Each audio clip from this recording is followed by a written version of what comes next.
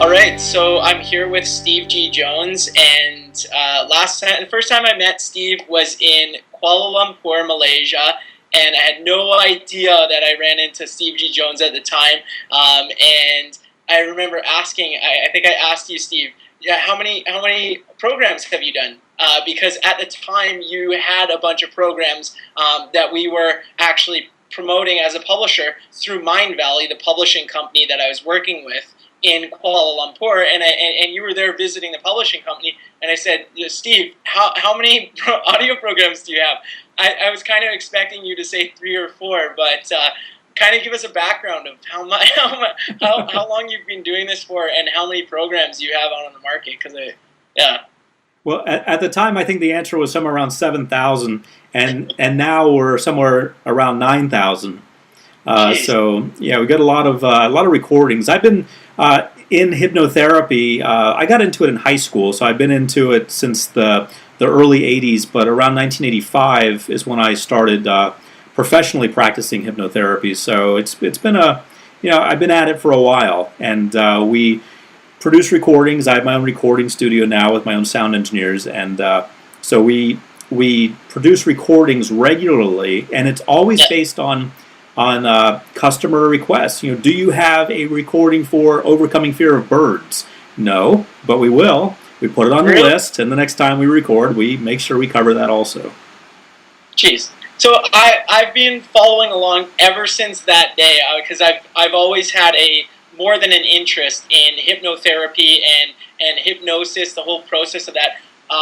Always been really not always been into personal development and kind of the science of how the mind works. I really got into it when I was I'd say 18, around 18 years old, and always looking for what is kind of the best that I can apply. What is that little bit of a difference that there's so many books out there. Get lost in a lot of the information, and always seeking, kind of as a entrepreneur myself, I'm always seeking for that little edge or that little difference that might be able to change my life at the end of the day. And looking at the stuff that you've put out, not only do I find that the information is really the best information that I've found out there, it's just you do provide this edge that no one else really is talking about, and maybe that's because they haven't experienced it or actually practiced the stuff fully, or they haven't done it for so many years. So what allows you to go to that and create that difference that no one else is really able to get to and talk about? I feel the difference is mainly through hypnotherapy and my knowledge of the subconscious mind. Academically, I have an advantage academically with my bachelor's in psychology, my master's in education, my specialist in education, my doctorate in education. So I'm up to date on current cutting-edge techniques for getting through to the subconscious mind. And the rest of the advantage that I have is just from trial and error over the years. I know that I've tried so many things in my life, and I say try, I don't like that word, but a lot of them in the past I did try, and I did fail, because when we try, we set ourselves up for failure. So I know what it's like to attempt to do something, and I also know what it's like to really do something. So I want to help people really do things. So it's through the mistakes and the trial and error in my past, combined with my cutting-edge knowledge of hypnotherapy. I don't mean to brag about it, but I do have recent knowledge about how to best deliver things to the subconscious mind. So I just put all that together when I create my recordings. Right. Gotcha. And so what would you say, because I'm very interested in it. You've done all of those audio recordings. What's the one thing that really stands out in your mind as being what you would say is the difference? What's the one thing that it would take me 7 years or 10 years of studying to finally get to? Then I get there and I'm like, oh my God, it's this one thing, or is there one thing, or is that constantly changing? Or what's your experience with that? I think for me recently it's been about wealth building. Ever since I was on the show, The Millionaire Matchmaker, I got a lot of press about being a millionaire, and so I've gotten a lot more clients who want to be wealthy. I think wealth is the easiest target, but it's the hardest thing for a lot of people because with wealth you can look at your bottom line, you can look at your bank account. Is the money there or is it not there? You can, or how much is there? It's easy to measure. With happiness, that's hard to measure. With love, that's hard to measure. Yeah. Money is easy to measure, just like weight. It's easy to measure weight. It's easy to measure money. So it's the easiest thing to measure, but for some people, it's the hardest thing to achieve. And if there's one thing that I've gotten really good at helping people in a short period of time, it's overcoming wealth barriers. Because all people have to realize is that they have to be open to the opportunities in their lives, and then everything starts to open up for them. They've been getting a lot of opportunities, here and there, but they haven't been taking advantage of them. And I'm talking about job opportunities and business opportunities and so forth. We all hear them all the time, but we don't take advantage of them. Investment opportunities, and so once that's opened up, we start to see these things that are already in our environment, and we start to say, yes, I'll take that. Yes, I'll take that. Yes, I'll take that.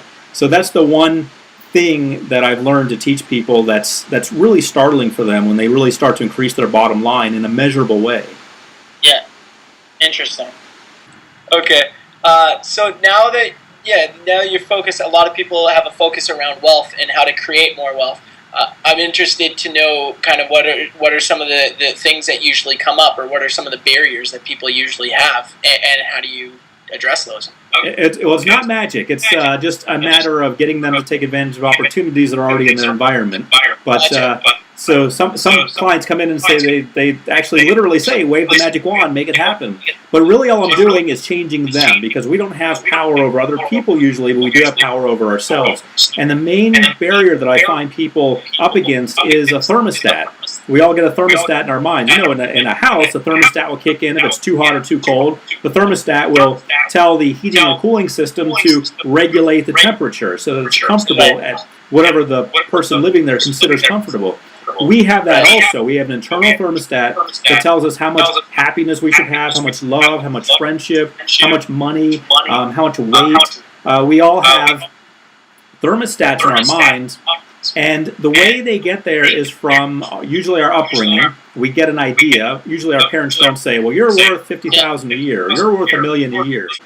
Then we are subconsciously programmed to take action. Some people won't take action financially until they're almost at rock bottom, because the thermostat's lower setting kicks in and tells them, hey, you need to get some money so that you can pay the bills.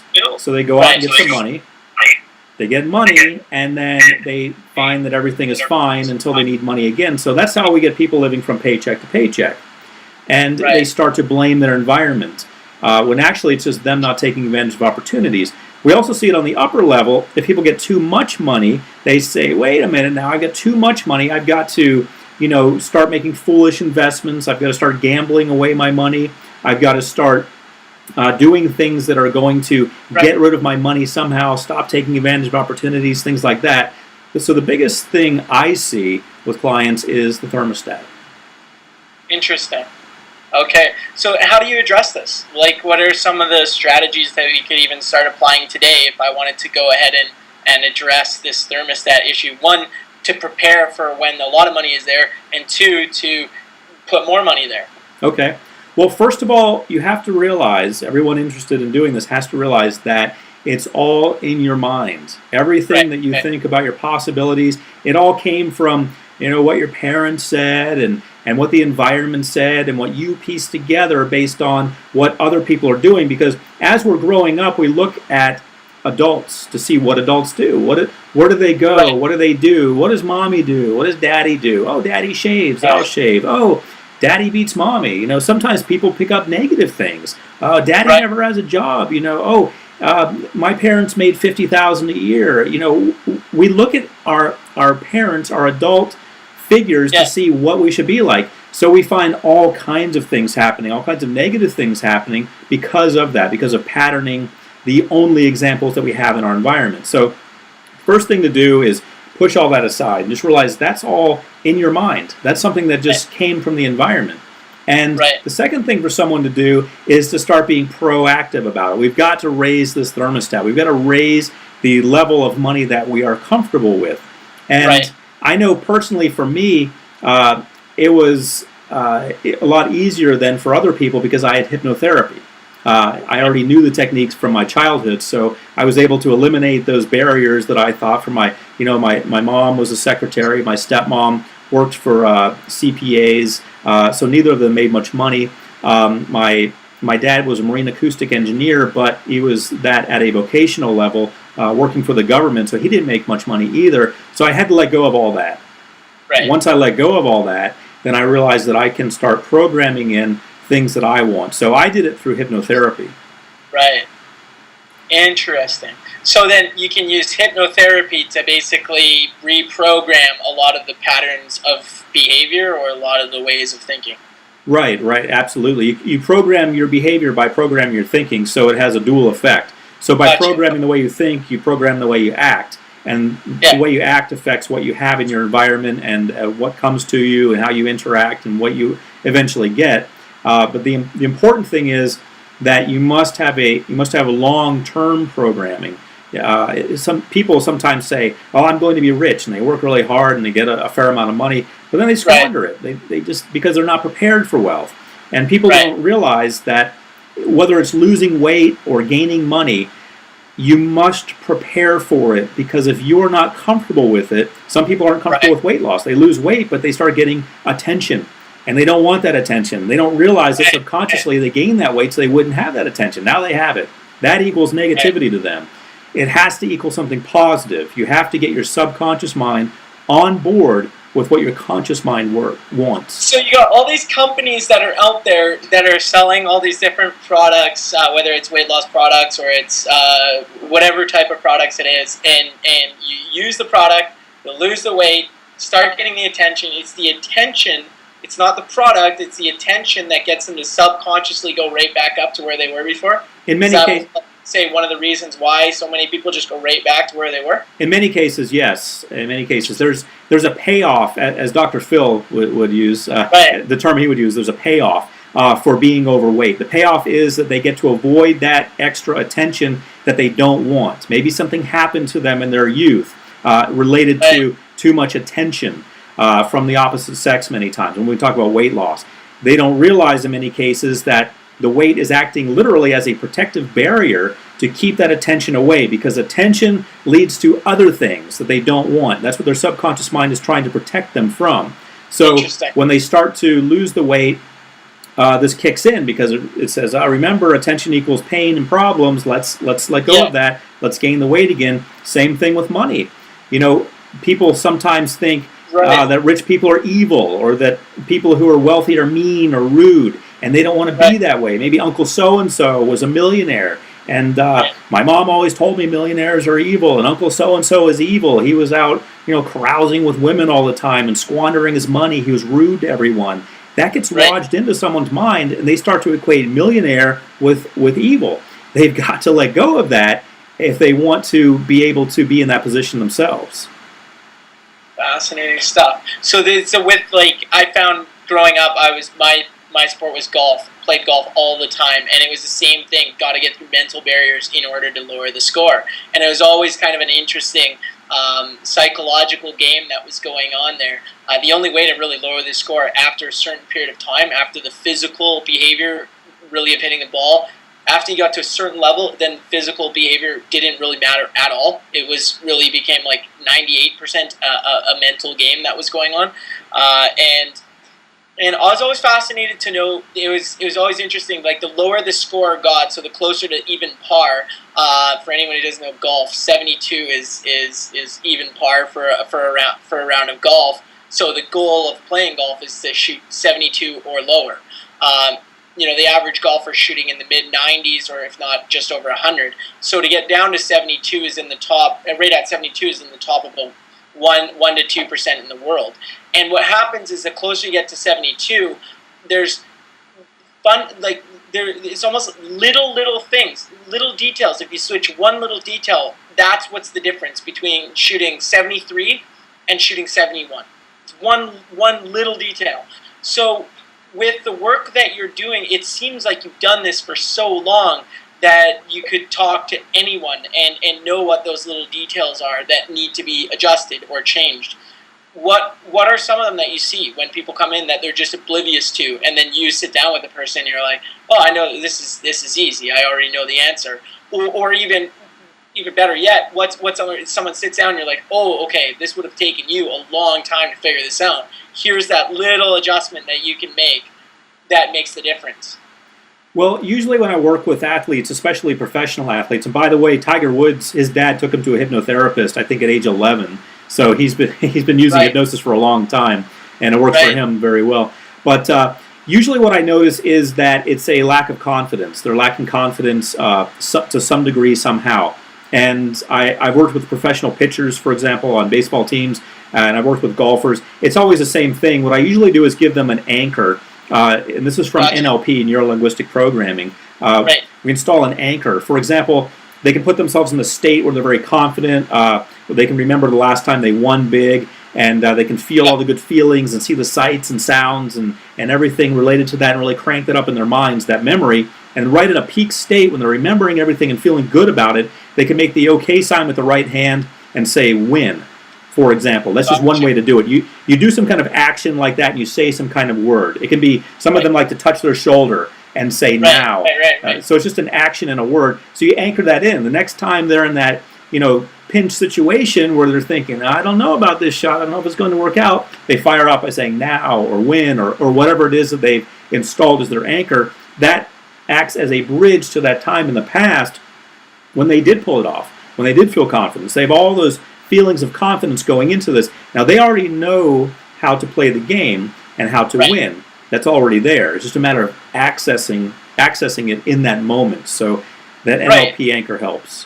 So you can relate that to anything. Like when you say that, I'm thinking if I'm in a sales meeting, I want to hit that anchor right away. Bam! I want to be able to make the sale. Or if I'm giving a presentation, bam! I want to make sure that I'm definitely in the zone when I'm giving that presentation.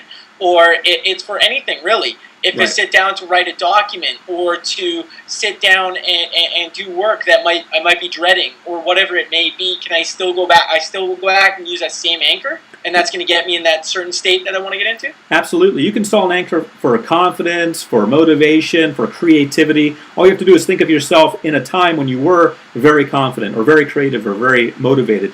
And it's good to have different anchors for different things. For example, fingers are easy. So you can have an anchor for motivation by putting yourself in that peak state and anchoring the index finger with your thumb and saying motivated. Put yourself in a confident state and anchor these two fingers and say confident. Put yourself in a creative state and put these two fingers together and say creative. And those can be your anchors for those things. So fingers are a very easy way to do it, and you have the power literally at the tips of your fingers. Right.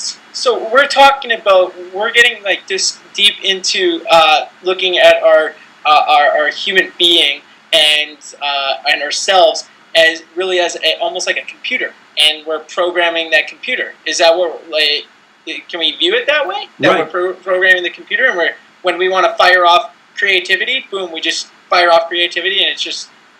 Absolutely. The people who invented neuro-linguistic programming, Richard Bandler and John Grinder, were into things like computers and linguistics and mathematics and psychology. So through their combined interests, they put all of that together. So a lot of the roots of neuro-linguistic programming have to do with a mathematically sound computer-based system being applied to the human subconscious mind.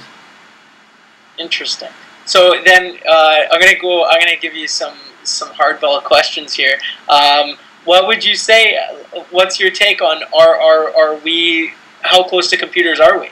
Well, I think we're like supercomputers. We're like the computers that they're trying to invent, because Mikio Kaku, who is a theoretical physicist, is just a wonderful guy. You'll see he's the Japanese guy you'll see on the Discover Channel and so many other things, or Discovery Channel. He's been in some movies and so forth. Great guy, very entertaining. He says that currently the technology that we have to create a robot is equivalent to creating a retarded cockroach. Those are his words.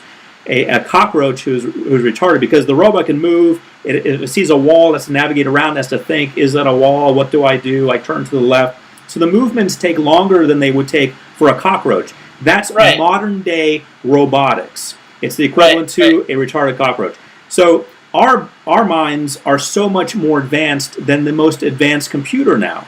We have computers that can think more quickly, but we don't have computers that can put it together and move and think like we do.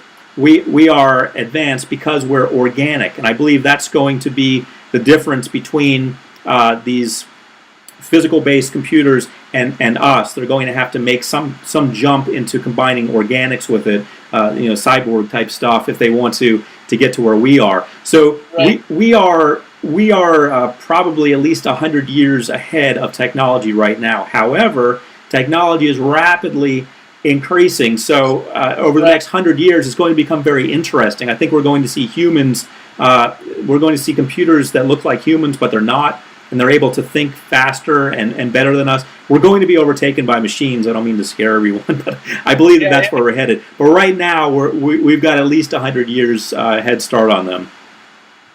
Very cool.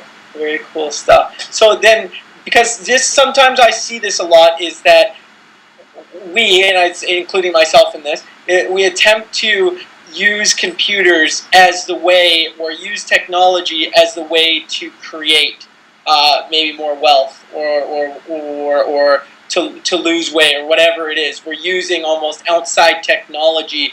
What I'm hearing, and kind of my belief around this as well, is that our human brain, our nervous system, everything that we are superhuman commuters. And therefore, to really make the change, a lot of people talk about stop looking outside of ourselves and start doing the inner work, the internal work. What do we have to change internally to get the external answer that we want or that we're looking for? What's your take on that in terms of looking for external solutions or answers?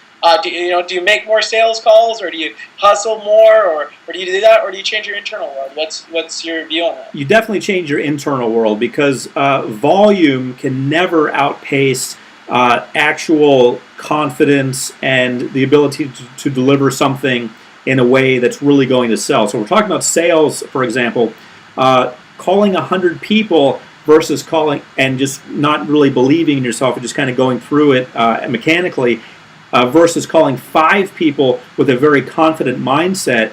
The 5 people called with a confident mindset, that's going to be a much bigger payoff, because they're going to be more impressed, they're going to tell more people, they're going to be willing to spend more money, and so forth. And also, that all comes from believing in yourself, believing in whatever it is you're selling. Luckily I sell self-help, so I believe in it. It's helped me, so I know it will help other people. So it all starts with that. That's where ultimate confidence comes from, doing something you believe in. But next it comes from conveying that. And that conveying that part is where a lot of salespeople really lose it, because they don't have even though they believe in what they're doing, they don't have the ability to convince other people of that, because they lack confidence. They say, well, do you think you want that? You think you might kind of want this? I don't know. Maybe you want to, maybe you don't. So maybe they don't say that, but that's kind of the way it looks to people. So that comes from programming yourself for confidence. Okay, interesting. Because I was watching the other night James Cameron talk about how he was able to get, I think it was $125 million to film the Titanic. That, to me, is very little volume, but a whole lot of confidence packed into delivering a presentation where it's like, here's a guy who just got $125 million given to him. And then I look at other people who have a challenging time getting $10 or getting $100 sale. And he's got $125 million sale. Right. So there's got to be something going on here. His one sale is $125 million. Yeah, that's awesome. Yeah, exactly. That's now he could command that probably very easily, but back then, before Titanic, he was just trying to make a buck, and he had some credits, but he didn't have that. So so you might think, how does someone pull something like that off? And that does come from confidence, and dealing with TV people and having seen behind the scenes and having been involved in the financial part sometimes. I know how a lot of this works, and I know that that's no easy task, because you're asking people to gamble. That's a gamble, no matter what, no matter who they are. It's a gamble. So that power, that confidence, is something that can be actually trained. people can learn how to do that. They can train their subconscious minds to do that, to be like him. So when do we start? Let's start right now. I love it. Look into my eyes. You will be confident. No, it's almost that simple, really, because you just relax someone into a state of relaxation, and then you put positive thoughts in their mind. And hypnosis is really no more complicated than that. So that's what I'm. I guess that's a question that people are in search of. I mean, that's what I would say. I would be in search of as well. Amongst so many people is, like you just said, it's no more complicated than to relax someone's mind and then put in the right language that you just mentioned, and therefore you are now basically going in and helping someone program their computer system. So. Yeah, that's fast. That to me is fascinating. So you're saying that that it's that simple. It's just a matter of doing it. Right. You've got to put it into place. You've got to listen to hypnosis recordings. You go to a hypnotherapist when we're talking about hypnosis, or you've got to do the NLP technique that I taught you. You've got to do whatever it is you're going to do. Otherwise, of course, it doesn't work. But as long as you do it, it's just so simple. Listening to hypnosis recordings is so simple. You do it for 21 nights in a row, and you've got the change you want. I've changed so many things about myself and helped so many clients change, and I'm just shocked at how really simple it is. Interesting. So that's basically, there you go. Right away I have obviously a little bit shocked, going, why don't more people, I think you open a Steve G. Jones, almost like a fast food chain, but be able to do this all around the world, and we should have millions and millions and millions of people flooding in to be able to sit down with you. What stops people from doing that, or what's kind of the barrier that you've seen? I would just say that you'd be swamped with people. I would hope, anyways. That's the picture I get in my mind, because it's like, oh, I want to create anything different in my life. I sit down with Steve for a session, or what is it? Is it one session, more than one session? Kind of, how do you... Well, I usually see people for 3 to 6 sessions, whatever they want to work on. The first, between 3 and 6 sessions. The first session, right. We're always working on confidence, no matter what it is, weight loss or gaining money or whatever it is. Confidence is the first session. Second session is a little bit more targeted toward what they want. The third session is sort of a cleanup session to make sure I didn't miss anything in the first 2. And then when we do 6 sessions, that's usually for something like weight loss, where I'm working with them ongoingly, because there's so many aspects of weight loss: binge eating, eating the right things, exercising. There's so many different components to it that I have to work with them on. But right. Essentially, we do sell a lot of recordings. I have a lot of hypnosis recordings, and people download them because those are pre-prepared sessions that cover all the hot spots that I know about by working with clients. When I have my office in Beverly Hills, I work with a lot of weight loss clients, a lot of celebrities, and just through my 25 years plus of experience, just knowing what right. people's buttons are, what their hot spots are, what their holdups are. So I put all that into the recordings. Very cool. Very cool. Yeah, this is, I'm always blown away, simply because I know myself. I got the opportunity, obviously, to go through a bunch of your stuff, and it's just been life-changing right away. I mean, it's like, why look for any other product is what it comes down to. Why look for any other product when the answer is there? I like that. I like that approach. I mean, obviously I'm a hypnotherapist, so I'm going to be pushing hypnotherapy, but I do that because I believe in it. It's drug-free. Right. It doesn't work for everyone, but when it does work, which it works for, in my experience, about 90% of the people, and when it does work, it works really big, and it has a profound change. It's also easy. I mean, all you have to do is listen to a recording, so it's the easiest thing in the world to do, and it has such profound effects with 0 side effects. Very cool. So where I come from is I have a lot of friends that are in business, and they're playing this game of business, and they're either making their way to $1 million in revenue, or $5 million in revenue, or $10 million in yearly revenue, or even beyond that. And I've had the fortunate ability to work with companies that have gone from, it's been upwards of $1 million then upwards of 3 million, or upwards of 13 million, and now working on beyond that, and kind of what that looks like and what that whole experience is like.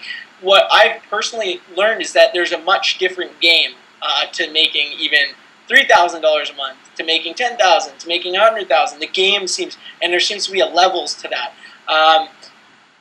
In order to get to the further levels of this game, if you will, I've learned that you got to be able to do some cool stuff with the mind that goes to hypnosis and beyond. So this is kind of going to be the topic of conversation for this audio, this interview is hypnosis and beyond.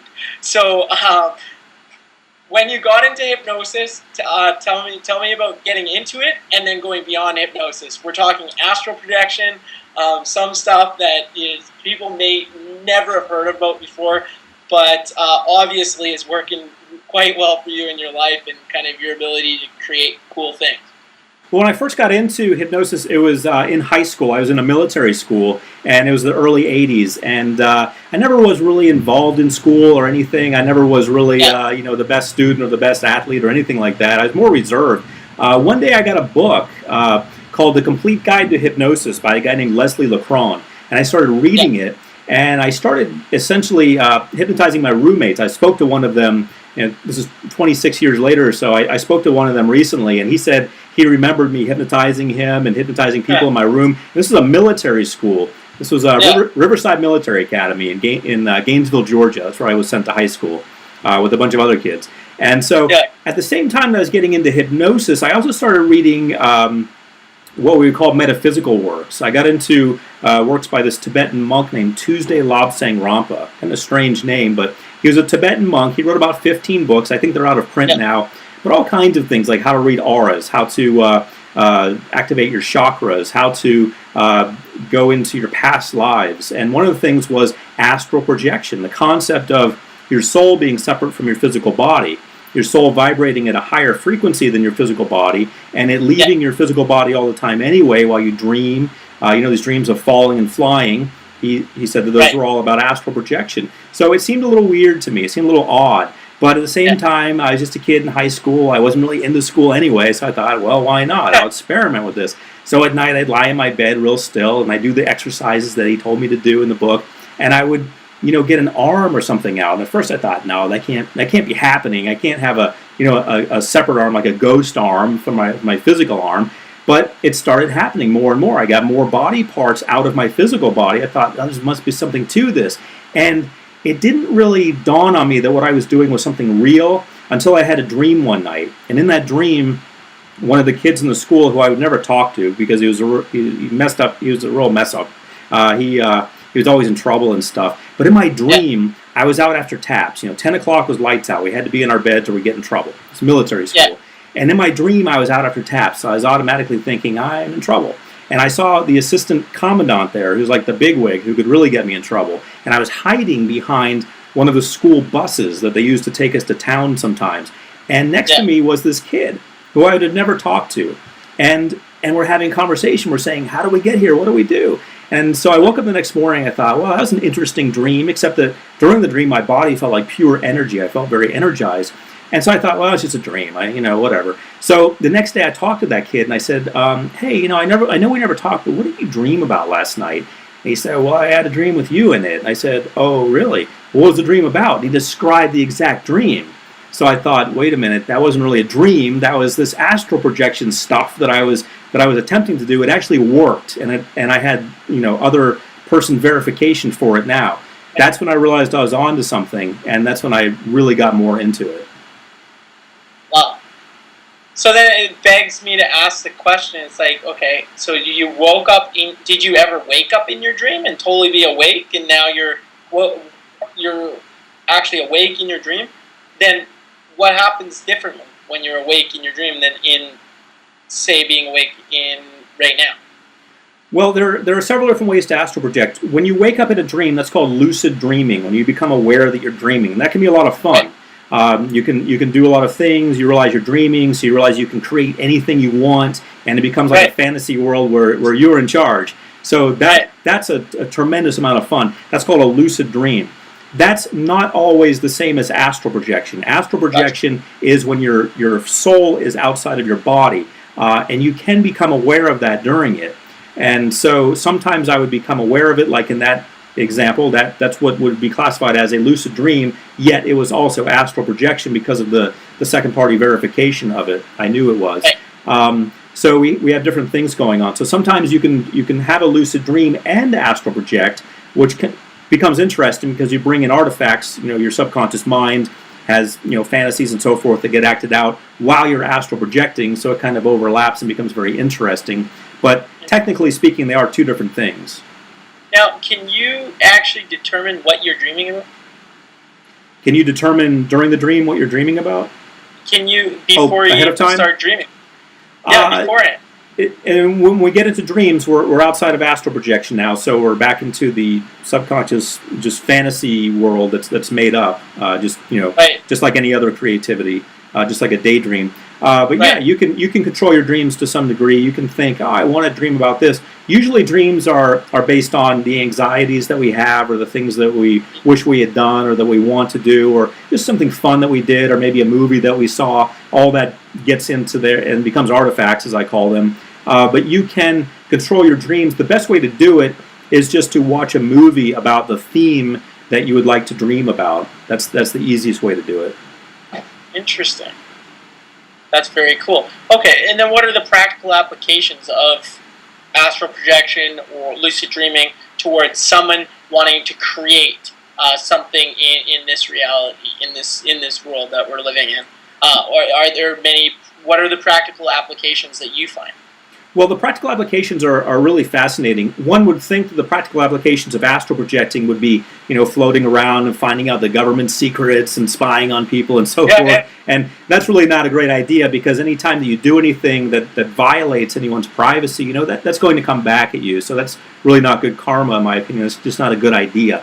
But the practical applications... So much bad stuff's happening to me. I get it now. There you go. So you've been spying on people. Bad things come to you. Yeah. So that's never a good idea. But the practical application of astral projection is the same as the practical application of lucid dreaming, and realize that sometimes they can happen at the same time, which is realizing the power that you have and translating that into your everyday life. When someone becomes cognizant during a dream, they realize that they have power in that dream. That gives them a good feeling. Oh, I can throw a baseball 1,000,000 miles if I want, because it's my dream. I can do whatever I want. I can, fly to the sun and back if I want. It's a dream. I can do whatever I want. Same thing with astral projection, except your spirit's actually doing it. So you take that sense of power and that sense of coolness and fun, and you can bring that back into your everyday life. And although in your everyday life you won't be jumping over tall buildings and throwing a baseball 1,000,000 miles, you will be realizing that more so than ever, that you have a tremendous amount of power in your life. You have a tremendous amount of power to create whatever you want. And though you won't always get your way and it won't always happen right now, you start to realize that, I'm in charge of my life. I can do what I want to do. I can start to put things into place that are going to pay off over time. I have a lot more power than I thought I did. That's powerful. And that's beyond what I hear 99, 95, 98% of people really talking about, is the ability to do that. And it sounds like you've mastered that, to master that whole process of learning about lucid dreaming, learning about astral projection, being able to actually use that in this world to create something. I know that I would say you've mastered it, because some of the stories that you bring up or that you share with me, like getting contacted by film companies to do Millionaire Matchmaker, or getting contacted by film companies to do wild adventures that you're going to go film and do. That just seems like you've created a fun and adventurous life for yourself here in this world, and that you've obviously mastered something else that's allowing all of that to happen. Now, that to me is pretty cool. Right, I agree. I mean, my life, fortunately, is a good example of that, and I'm glad to be the good. It's always good to be the good example. And yeah, and that all came from doing stuff that everyone can do. I mean, everyone has that ability to take charge of their lives and start believing in themselves or getting more of what they want. So thank you for pointing that out. And I haven't done anything that anyone else can't do. Anyone can do it. Why don't more people do this? Like, why? It seems like it's a lot of fun. You're traveling all around the world. You got money to spend on cool adventures. You've mastered your mindset to be able to create more and do more. You're contributing to the world by helping people also get that. Why aren't more people doing this? I think people get stuck in a safety zone, and I can relate to that. I've been in different safety zones in my life. People get stuck with what's comfortable and what's safe, and again, we get back to the payoff, as Dr. Phil would say. We get back to there's a reason why people are like they are, and rather than I used to judge everyone. I used to think, gosh, they should change that. They should really be different. They should be more like me. But people get stuck in, where they feel comfortable, and there's a payoff in that for them. We all have it. I have it. You have it. Everyone has their comfort zone, and that's what it really comes down to. The way we get out of that is, first of all, by realizing that consciously there's something that we want, and subconsciously there's something that we want. We've got to get those in line with each other. We've got to get our comfort zone consciously equal with our conscious zone subconsciously. Otherwise, we literally begin to fight against ourselves, and we begin to undo everything that we're attempting to do. So that's really the secret, and the reason why more people haven't done it is because they're syncing up their comfort zone with their subconscious mind, but they're doing it down here. They're not raising it. We can get in there, we can reprogram it, we can raise the comfort zone in the subconscious mind, and our conscious mind can jump up to that because now it's safe. Now it's okay. Now, we've raised that thermostat. Typically I'm hearing, I'll even hear people, sometimes friends, not that often, because a lot of my friends, they seem to like practicing this stuff and looking to raise the bar always. I do hear sometimes it's, this is going to take 4 years to do this, or this is going to take 5 years to do this. And it just seems like 5 years is almost an eternity to me in terms of accomplishing some things. So through using astral projection, through using lucid dreaming, are you able to condense, almost if you will, condense time by allowing someone with that confidence, like we said, instead of doing 100 actions to get the outcome, you do one action with total confidence and certainty, and you know that you've created it, and that one action does what 500 or 1,000 actions would do. 5 years of work is done in a day just because it's done in the right way. I rhymed there, which was kind of nice. I like that. I like the rhyme. And the answer is yes, you can do that. And there's really no magic to it. It's really just a matter of seeing, with astral projection, it does seem like magic, but it's actually something that happens to us naturally. When we dream, we astral project. When we sleep, rather, almost every night. So we can just harness that and do it consciously. But one of the things we learn when we do that, when you suddenly find yourself floating around, you can float around a room and so forth, one of the things you take back as a practical lesson is the confidence that, okay, I won't be floating in my everyday life, but I do realize that the mind's a much bigger place than I thought it was. Now my mind's more open, so I can have the confidence that I need to do that. So that way, when you're James Cameron or what have you, and you're doing whatever it is you do it with more confidence. Not that James used astral projection as that, but you can emulate the confidence that he had in raising the money for Titanic by using some of these metaphysical processes and some of these dream type processes, and gaining the confidence. So yes, you can streamline it. So rather than your actions being those of someone who's trying, your actions become those of someone who's doing and actually accomplishing. And those actions are much more powerful because those actions just get things done. Whereas the actions of someone who's trying are the actions of someone who's doubting, and we all know where that leads. It leads nowhere. Right. Great. Well, I can spend probably years asking these questions to you because this stuff fascinates me so much. It is clear and apparent that anyone who's up to wanting or has the desire to up their game, to create at a higher level, to create more, to be a more effective creator of their reality. I personally haven't talked to one other person, or maybe a couple other people that not one person that knows this to the level that you know it too.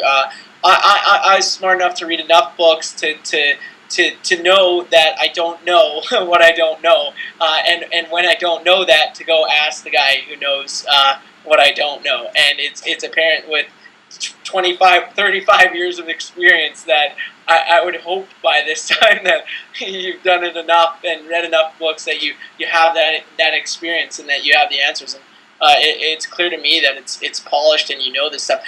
For myself, I just feel most comfortable when people ask me those types of questions to say, Steve's the guy, and it's a simple answer for me. It's like if you can't get Steve's time, because with the amount of people that I know would be looking for your time, I know that you're the type of guy that you find ways to be able to get your message out to as many people as possible, because just how much it can help people.